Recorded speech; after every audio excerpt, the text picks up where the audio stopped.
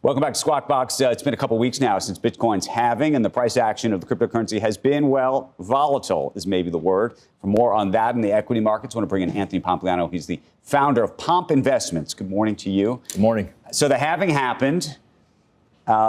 It's been volatile. I mean, I don't know if we could put the price up on the screen right now, but there was a period of time. What was the lowest it came down to at one point? 57. 57. It's moved back, but it hasn't moved back, obviously, to the heights. What do you make of what's happening here? Yeah, I think that the halving price action is exactly what we should have expected. Historically, it runs up about 19% in the month before, and then it only goes up about 1-2% in the month after the halving. So we're kind of seeing about that. Okay. Last week, I think that Bitcoin sold off because people are realizing, wait, maybe the U.S. economy isn't as good as we thought it was. Maybe we're actually not going to get all of these rate cuts. If you look at prediction markets, we've seen they were pricing in 5 rate cuts. Now we're down to 1. And so if we're not going to get those rate cuts, is that bad for assets that trade, in a risk environment? And so when we see that, though, all of a sudden we've retraced the entire sell-off. Right. We're right back.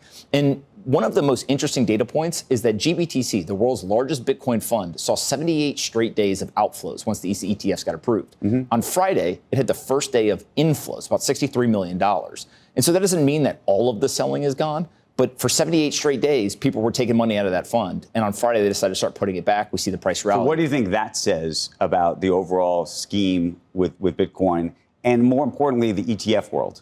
Yeah, so whenever you see the ETFs get approved, right, I think everyone was like, oh, these institutions are just waiting to pour capital in. It takes time. They've got to go to their investment committees. They've got to talk to their clients. They've got to go through their processes. And, fortunately or unfortunately, some of them are bureaucratic, and it's going to take some time. And so now we're starting to see these flows that are persistent that I think people are really excited about.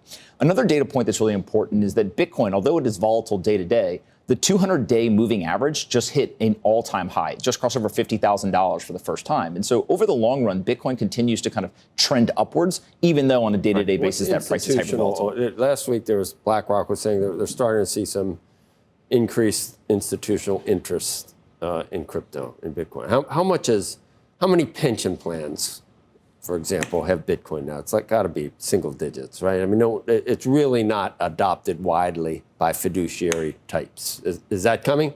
I think that you've got to expand the definition of what exactly falls into that fiduciary bucket. So RIAs definitely are buying this, right? If you go and you look at many of the large Wall Street firms, they're buying it. You even have BlackRock, Fidelity, others putting non-Bitcoin funds into the ETF. No. Right. CalPERS, I don't know if they're doing it yet, but also I think that the sovereign wealth funds, they definitely are doing this. If you go around the world and you look at these sovereign wealth funds, they're trying to get into mining. They're trying to get exposure to this asset. They're going to play us out. But real quick, Ethereum, this lawsuit that effectively accuses the SEC of considering it a security and then sort of bait and switching everybody. What do you think of that? And what do you think long-term means?